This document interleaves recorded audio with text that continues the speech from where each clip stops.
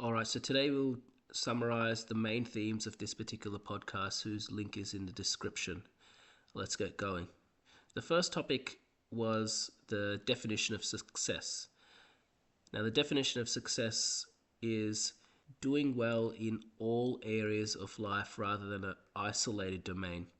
To be successful, you need the right mindset, useful skills, and good habits.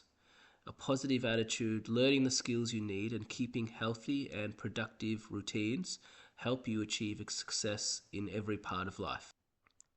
A second thing discussed was about this notion of frequency.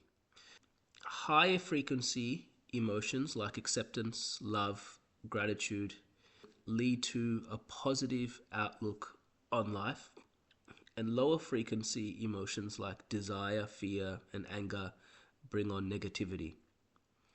These emotions that you display most often shape how you see the world. Having a vision.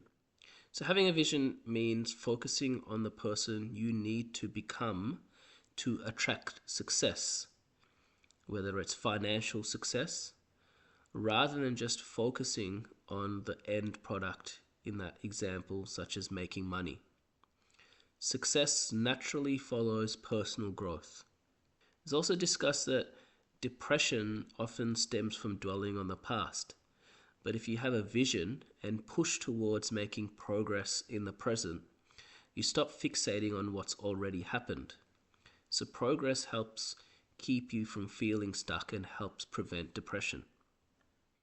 The next topic was this idea of there's no such thing as luck. It's simply when preparation meets opportunity. So being proactive involves taking intentional actions to shape your life, whereas being reactive means seeing yourself as a victim of circumstances and things happening and affecting you. Proactivity empowers you to create your own opportunities and success. Focusing on yourself rather than other people is also important. Instead of discussing other people, concentrate on being number one in your own life. To truly love and help others, you must first love and take care of yourself. By prioritizing your own growth and well-being, you become the best version of yourself and therefore capable of serving and supporting others around you more effectively. A really strong thing that came out was this idea of being unafraid. So being unafraid means not fearing discomfort, in fact, actively seeking it out. Embracing honesty and understanding that comfort can be detrimental are the key messages. To thrive, one must learn to make discomfort the actual comfort zone. Being fearless involves a mindset where fears and past limitations hold no power, symbolized by the phrase, "I died a long time ago." Another theme that came up was about self-talk. Positive self-talk is crucial for well-being. Avoid negative narratives, imagining the worst-case scenarios, and a scarcity mindset. Refrain from constantly criticizing yourself and focus on encouraging and uplifting thoughts. An interesting idea was also of active gratitude, which means taking concrete actions to improve your life rather than just being thankful. So for example, passive gratitude is merely feeling thankful without taking action to enhance your life. Passive gratitude might look like this. You feel warm and appreciative when you think about your friends and the support they provide. You simply enjoy the feeling of being thankful, but don't express or act on it. Active gratitude involves an action. You express thanks. You send a message to your mates thanking them for their support. You show an act of kindness. You organize a small get-together to celebrate your friendship or treat them to a meal. Or you can help them out. You offer your assistance to a friend who might need some help. Whether it's moving house, preparing for a big project, etc. Another topic that came up was about your physique.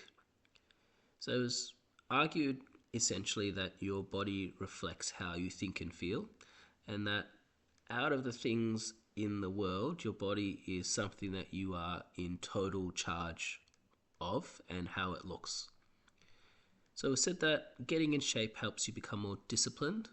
It helps to override negative emotion states and overall aligns you with higher frequencies.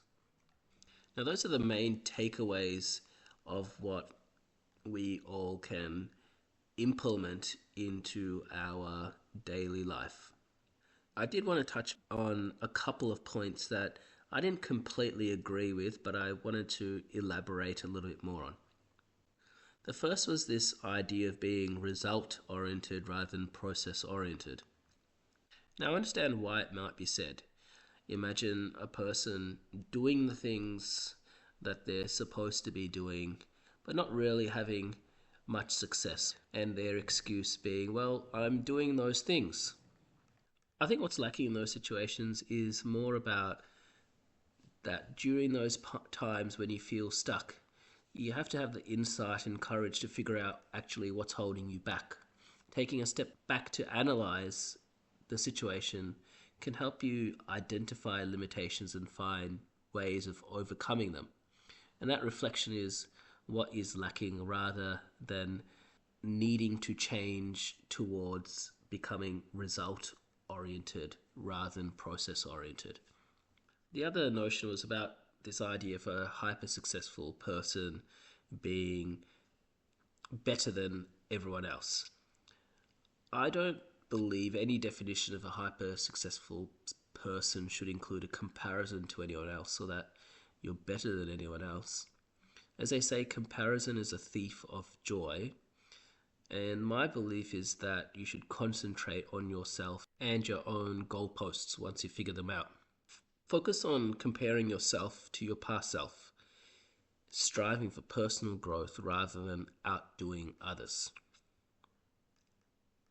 So in future videos, what we'll try and do is summarize all of the positive traits and habits moving forward, and then make a plan on how we're going to implement these into our daily life. We'll continue to add to that list of attributes, mindsets, and habits throughout it. But I also am very weary that part of this whole journey together is really one of action and not just purely theory. All right, till next time.